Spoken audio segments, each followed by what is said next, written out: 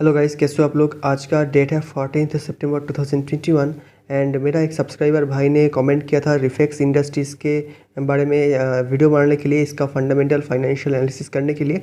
तो इसीलिए मैं ये वीडियो बना रहा हूँ। एंड अगर आप चाहते हो कि मैं कोई आपके पसंद का कोई भी कंपनी का फंडामेंटल फाइनेंशियल टेक्निकल एनालिसिस करूँ, तो उसका नाम आप कमेंट सेक्शन में लिख देना। तो उनमें से एक मैं पिक करके उसका फंडामेंटल एनालिसिस करूँगा। तो पहले हम लोग एक कंपनी का रिटर्न का प्रोफाइल चेक कर लेते हैं। यहाँ पर आप देख सकते हो कि एक दिन का जो रिटर्न है ये है 0.71%, स्लाइडली अप है। एंड बाय द वे ये छोटा कंपनी है, पेनी स्टॉक है, 163 रुपीज़ इसका प्राइस है। उसके बाद हम लोग इसका 5 दिन का रिटर्न देखेंगे 7%, एक महीने का रिटर्न है 24% है, 6 महीने का रिटर्न है 90%। तो शॉर्ट टाइम में अच्छा खासा रिटर्न ये दे रहा है। इसीलिए जो रिटेल पब्लिक है उन लोग के मन में ये कंपनी जो है इन्वेस्ट करने के लिए वो लोग सोच रहे हैं। प्राइस भी कम है एंड आप देख सकते हो अच्छे खासा रिटर्न भी दे रहा है।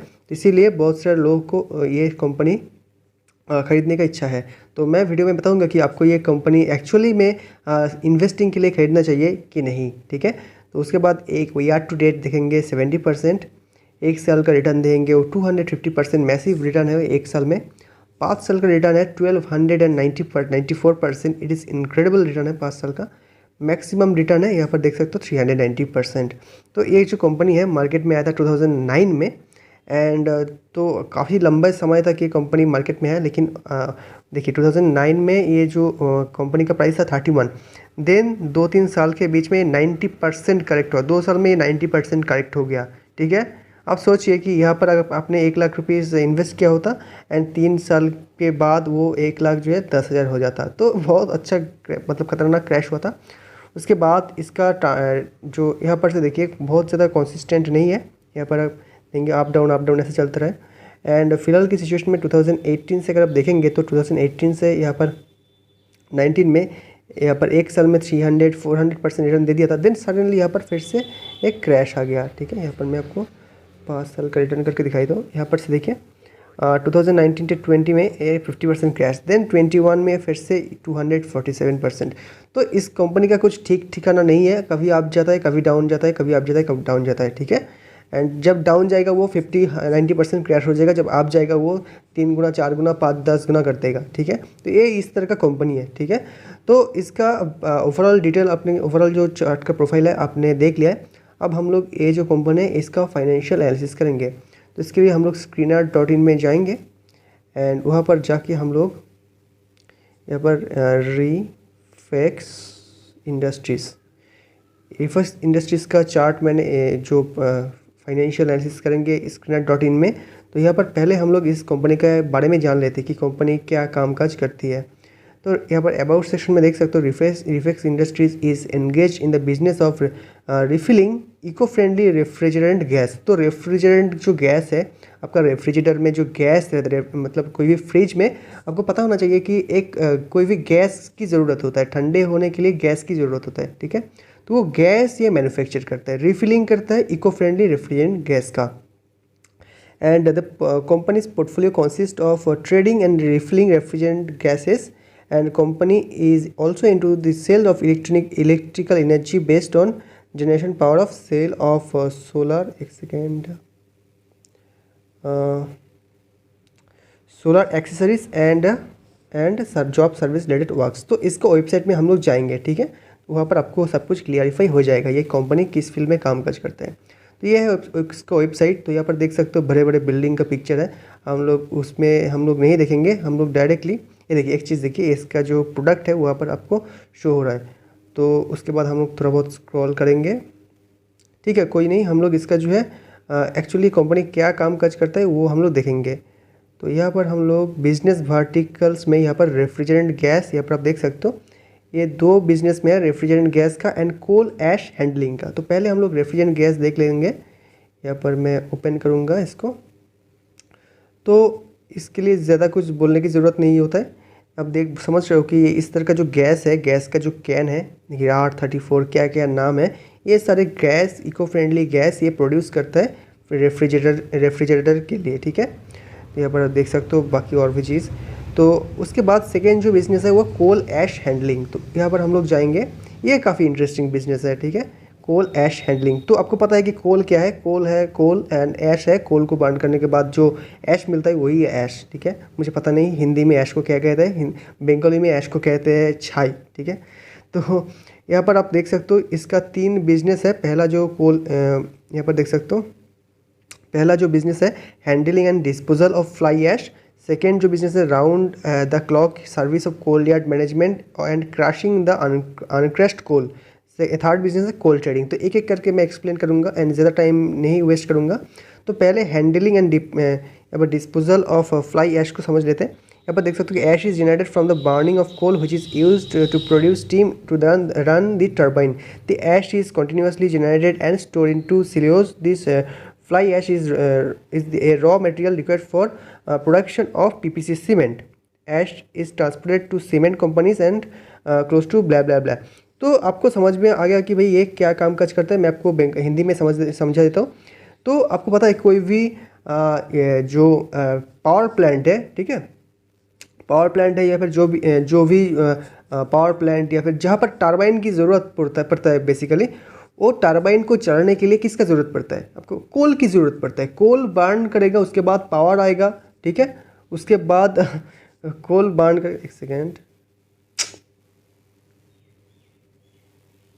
कोल बर्न होगा, उसके बाद उसके पावर होगा, ठीक है। उसके बाद उस पावर से ही टरबाइन या फिर जो भी इलेक्ट्रिकल जो चीज़ है वो काम करता है। तो वो कोल बर्न करने के बाद जो आपको ऐश मिलता है, ठीक है, वो जो ऐश मिलता है वो ऐश है एक इम्पोर्टेंट इंग्रेडिएंट है सीमेंट फैक्ट्री के लिए, सीमेंट मैन्युफैक्चर के लिए।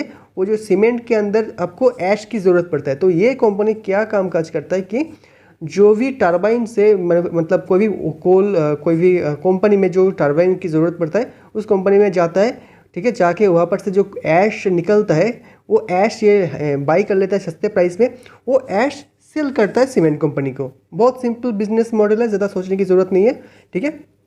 उसके बाद सेकेंड जो बिजनेस है यहाँ पर देख सकते हो round the clock services coal yard management and crushing. तो कोल को क्रश करने का बिजनेस है ये। तो ये जो ट्रक में जो अनक्रैश्ड कोल रहता है, जो कोल का जो बड़े बड़े पीस रहता है वो लेते हैं एंड उसको एक परफेक्ट साइज में, वो एक करेक्ट साइज में वो क्रश करता है उसका मशीनरी का यूज़ करके एंड देन वो क्रश्ड कोल को वो जो पावर प्लांट है उन लोगों को सप्लाई करता है, ठीक है। तो ट्रक से बड़ा कोल लेता है, उसको क्रैश करता है एंड फिर वो छोटा करके वो पावर प्लांट को सेल करता है। ये सेकेंड बिजनेस मॉडल। इसके बाद हम लोग थर्ड बिजनेस मॉडल है कोल ट्रेडिंग। इसको मतलब ज़्यादा डिस्कस करने की ज़रूरत नहीं है। वो डोमेस्टिक लोगों से जो रिटेल प्लेयर है उन लोगों से कोल खरीदता है एंड पावर प्लांट में सप्लाई करता है हायर प्राइस में। तो ये है इसका जो कोल एंड ऐश बिजनेस का कामकाज। समझ में आ गया होगा। तो इससे फर्स्ट बिजनेस है इसका रेफ्रिजरेटर में जो गैस है वो बनाना एंड उसको स्टोर रखना। सेकेंड बिजनेस है कोल ऐश हैंडलिंग। तो ये है इसका बिजनेस मॉडल। उसके बाद हम लोग जो है इसका वेबसाइट में फिर से जाएंगे। ये वेबसाइट में अब इसका जो है फाइनेंशियल एनालिसिस करेंगे। तो यहाँ पर आप देख सकते हो ये जो कंपनी है इसका मार्केट कैप बहुत छोटा है, 341 करोड़ का कंपनी है, माइक्रो कैप कंपनी है। एंड आपको पता होना चाहिए माइक्रो कैप कंपनी में जब भी इन्वेस्ट कीजिए, स्पेशली इतना माइक्रो कैप कंपनी में, आपको आपका पोर्टफोलियो साइज़ का 1% से ज़्यादा इन्वेस्ट नहीं करना चाहिए। अगर आपका पोर्टफोलियो साइज़ है 1 लाख, आपको 1000 इन्वेस्ट करना है। अगर आपका पोर्टफोलियो साइज है 10,000, उसमें 100 इन्वेस्ट करिए, उससे ज़्यादा नहीं, ठीक है। बिकॉज ये बहुत रिस्की है। आपने देखा कि जब ये प्राइस भागेगा तो भागते जाएगा, जब गिरेगा 90% भी क्रैश हो जाएगा, ठीक है। तो ये है, इस तरह का मूवमेंट ये करता है। तो ट्रेडिंग के लिए ये सही है, लेकिन इन्वेस्टिंग के लिए तो मैं इसको रिकमेंड बिल्कुल भी नहीं करूँगा। जितना भी माइक्रो कैप है जो भी हो, मैं ट्रेडिंग इन्वेस्टमेंट के लिए ये कंपनी को रिकमेंड फिलहाल की सिचुएशन में नहीं करूँगा।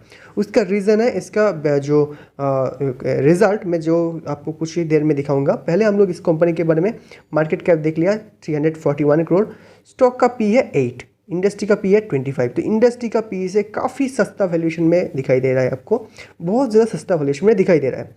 उसके बाद आरओसी देखिए 44%, फैंटास्टिक आरओसी है।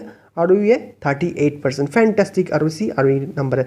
एंड ये बाय द वे आरओसी जो नंबर है वो 1 साल का है। प्रीवियस साल का आरओसी एंड आरओई का नंबर भी हम लोगों को देखना चाहिए। अदरवाइज प्रीवियस साल में आपको अगर देखेंगे तो आपको ज़्यादा जो अंडरस्टैंडिंग मिल जाएगा। तो यहाँ पर आप देख सकते हो क्लियर कट, जैसे मैंने बोला कि 2016 में आरओसी था 6, 17 में आरओसी था 7, 18 में 6, देन 19 में 61, 20 में 85, 21 में 45। तो कंसिस्टेंसी नहीं है मेरे भाई। तो 45 आरओसी देख के खरीद नहीं लेना है, ठीक है। देखना है कि भाई प्रीवियस ईयर में इसका आरओसी कितना था। तो कंसिस्टेंसी इस कंपनी में बिल्कुल भी नहीं है। लास्ट 3 साल से आरओसी इंक्रीज हुआ है लेकिन कंसिस्टेंट बेसिस पे नहीं। पहले 61, देन सडनली ग्रो होगा, देन सडनली आधा हो गया। तो इस तरह का जो इनकॉन्सिस्टेंट कंपनी है उसको मैं बिल्कुल भी पसंद नहीं करता हूँ। तो आरओसी देख लिया, इतना अच्छा आरओसी देख के भी आपको पार्टी करने की ज़रूरत नहीं है। ये उतना भी नंबर्स आज के डेट में अच्छा दिखाई दे रहा है लेकिन प्रीवियस डेट में आरओसी का नंबर बिल्कुल भी अच्छा नहीं है। उसके बाद हम लोग प्रॉफिट 5 साल का देखेंगे, 54, रिटर्न हुआ 3 ईयर्स 113। तो ये सब हम लोग देख लिया। उसके बाद देखिए ईपीएस है 20 एंड पी है 8। तो ईपीएस जो है पी से काफ़ी अच्छा है। तो आपको ये कंपनी सस्ते वैल्यूएशन में अभी भी मिल रहा है। उसके बाद बुक वैल्यू देखिए 66 एंड करेंट प्राइस है 163। तो बुक वैल्यू से डबल वैल्यूएशन में मिल रहा है, बहुत ही सस्ता मिल रहा है, ठीक है। तो ये चीज़ आपको ध्यान देना है। Price to book value is around 2.45, ठीक है। तो ये कंपनी अभी भी सस्ता दिखाई पड़ रहा है। उसके बाद डेट टू इक्विटी देख लेते हैं, 0.53%, नेग्लिजिबल डेट है। प्लेज परसेंट 1.44% प्लेज है, ठीक है, ज़्यादा नहीं है, ओनली 1.44%। प्रोमोटर होल्डिंग है 49.7%। तो प्रोमोटर होल्डिंग काफ़ी अच्छा है, 50% के आसपास प्रोमोटर होल्डिंग है। उसमें से स्लाइटली प्लेज है एंड डेट टू इक्विटी भी मिनिमल है, ठीक है। तो ये नंबर मेरे को अच्छा लगा। उसके बाद हम लोग रिटर्न ओवर 1 ईयर वगैरह देख लिए एंड पीईजी रेशियो 0.16, तो 1 से काफ़ी कम है। तो ये पीईजी रेशियो मतलब अंडर वैल्यूड आपको क्लियर कट दिखाई पड़ रहा है। इस कंपनी में छोटा मोटा डेट है 74 करोड़ का, तो हम लोग बाद में देखेंगे। Operating profit margin is 11, not very good but ये ठीक ठाक अमाउंट है, ठीक है, not very bad either. Dividend भी देता है ये कंपनी, ठीक है। ये डिविडेंड कंपनी का साइज़ के हिसाब से डिविडेंड काफ़ी अच्छा देता है, ठीक है, 1% के आसपास डिविडेंड देता है, काफ़ी अच्छा बनूंगा इसको। उसके बाद देखिए फेस वैल्यू एट 10, स्प्लिट वगैरह नहीं हुआ है, इतना छोटा जो प्राइस है स्प्लिट नहीं हुआ है। प्रोमोटर होल्डिंग देख लिया है। सेल्स ग्रोथ यहाँ पर आपको अच्छा मिलेगा। Sales growth is very very good for 52%, which is extremely good. 5 साल का रिटर्न हम लोग ने देख लिया। इंट्रिंसिक वैल्यू देखिए 695 एंड इसका प्राइस चल रहा है 66। तो आपको 1/10 वैल्यूएशन में ये कंपनी मिल रहा है। इंट्रिंसिक वैल्यू जो 16695 एंड बुक वैल्यू, सॉरी मैंने बुक वैल्यू दिखा दिया, एक सेकेंड। इसका प्राइस चल रहा है 163 एंड इसका जो है इंट्रिंसिक वैल्यू है 695। तो बहुत ज़्यादा सस्ता वैल्यूएशन में आपको ये कंपनी मिल रहा है। 1/10 तो नहीं है लेकिन 1/5 वैल्यूएशन में मिल रहा है, ठीक है। तो बाकी सब कुछ डिटेल हमने देख लिया। ये नंबर जो है मेरे को काफ़ी बेहतरीन लगा, ठीक है। तो अब हम लोग मेन जगह पे जाएंगे। अब हम लोग जाएंगे इस कंपनी का ईयरली रिजल्ट्स में। एंड ये वीडियो थोड़ा लंबा हो रहा है, तो अगर आपके पास पेशेंस है तो आप देखिए। तो सेल्स ग्रोथ हम लोग 2015 से अवेलेबल है, वो हम लोग देख लेते हैं। 2015 में इसका सेल्स है 85, देन 78 गिर गया, देन 17 में 38 और भी गिर गया। देखिए गिरते जा रहा है सेल्स 3 साल से। देन 18 में स्लाइटली इंप्रूव हुआ, देन 19 में फिर से गिर गया। 2020 में समथिंग हैपेंड एंड सेल्स जो है 461, यहाँ पर 40 नहीं ये 46 नहीं, मैंने गलत कह दिया। यहाँ पर 2019 में जो है यहाँ पर 461 हो गया था 77 से। For some reason I don't know why 461 हो गया, इनक्रेडिबल स्पीड हो गया, ठीक है। यहाँ पर देख सकते हो बहुत स्पीड से ग्रो हुआ। देन 2020 में अच्छा खासा ग्रो हुआ। 2021 में फिलहाल कोरोना के वजह से आई थिंक सेल्स में घटा हुआ है, लेकिन ये कुछ कह नहीं सकते किस लिए ये कम हुआ है, बिकॉज इस कंपनी का हिस्ट्री है, बिना रीज़न ही कंपनी का सेल्स डाउन होता है। तो ये कोरोना की वजह से ही है या फिर कुछ और रीज़न है, आई डोंट नो। लेकिन सेल्स जो है ये नंबर ही अच्छा खासा नंबर 600 के ऊपर ही अवेलेबल है। ट्रेडिंग 12 मंथ्स में भी 638। तो सेल्स लास्ट 2-3-4 साल से तो अच्छा खासा ग्रो हो रहा है। लेकिन उससे पहले 19 से पहले इस कंपनी में, एक सेकेंड इसको हटा देता हूँ ये सबको। तो 19 से पहले सेल्स ग्रोथ बिल्कुल भी घटिया था, बिल्कुल घटिया था। उसके बाद 2019 से सेल्स ग्रोथ ठीक ठाक मेरे को दिखाई दे रहा है, ठीक है, कॉन्सिस्टेंट है, मतलब इंक्रीज तो नहीं हो रहा है लेकिन ठीक ठाक नंबर दिखाई दे रहा है। उसके बाद ऑपरेटिंग प्रॉफिट मार्जिन हम लोग देख लेते हैं 7.3, बहुत कम ऑपरेटिंग प्रॉफिट मार्जिन था 6.26। रिसेंट ईयर्स में 8%, 11%। तो रिसेंट ईयर में इसका ऑपरेटिंग प्रॉफिट मार्जिन में भी अच्छा खासा इंप्रूवमेंट हुआ है। अब हम लोग देखेंगे नेट प्रॉफिट। तो पहले जो है यहाँ पर 2015 में यहाँ पर आपका नेट प्रॉफिट देखेंगे तो 3 था, देन 5, देन 0 हो गया, देन 1, देन यहाँ पर देखिए 32, 33, 44, 43। बहुत स्पीड से नहीं ग्रो हो रहा है लेकिन स्लाइटली ऊपर है। तो यूजुअली मैं जब इस तरह का जो नंबर प्रेजेंट होता है, इस तरह का कंपनी को मैं अवॉइड करता हूँ, सिंपली अवॉइड करता हूँ, ठीक है। कंसिस्टेंसी अगर नहीं है कंपनी में तो अवॉइड करूँगा। स्पेशल यहाँ पर देखेंगे लास्ट 4 क्वार्टर में जो है, 4 साल में जो है सेल्स भी यहाँ पर स्टेगनेंट है, 600 का रेंज में ही है, ऊपर डाउन नहीं हो रहा है, एंड प्रॉफिट भी सेम रेंज में है। तो इस तरह का कंपनी में खरीद के क्या फ़ायदा भाई, जब प्रॉफिट ही नहीं इंक्रीज कर पा रहा है, ठीक है। तो सब कुछ अपने देख लिया है।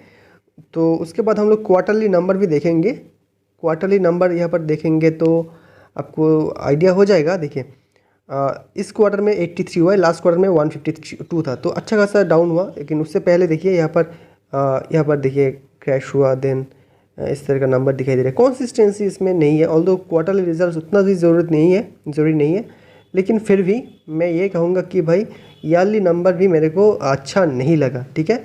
ये जो प्रॉफिट एंड लॉस स्टेटमेंट का दिख रहा हूँ मैं, इसको मैं 2 आउट ऑफ 10 दूंगा रेटिंग। तो ये इन्वेस्टमेंट ग्रेड स्टॉक बिल्कुल भी नहीं है। अगर आप इन्वेस्ट के लिए ये पेनी स्टॉक सस्ते प्राइस है इसके लिए ये देख रहे हो तो आप भाई इसको अवॉइड कीजिए, ठीक है, सीधा सीधा अवॉइड कीजिए।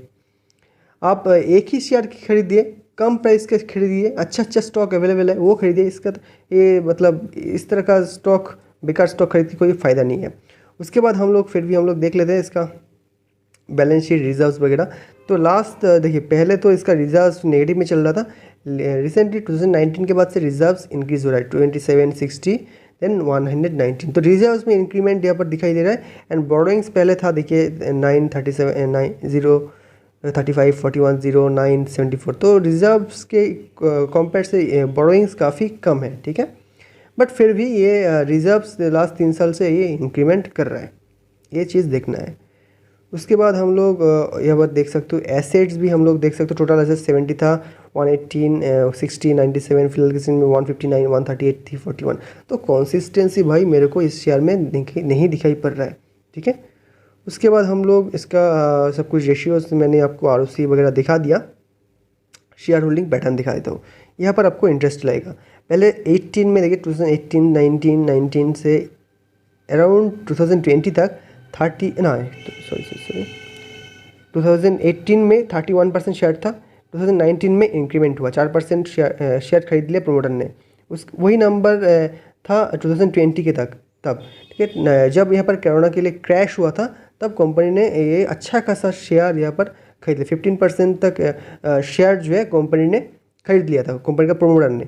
वही नंबर अभी भी मेंटेन्ड है। तो कंपनी का जो प्रमोटर्स है शेयर को इंक्रीमेंट कर रहा है, ये एक अच्छा न्यूज़ हो सकता है, ठीक है।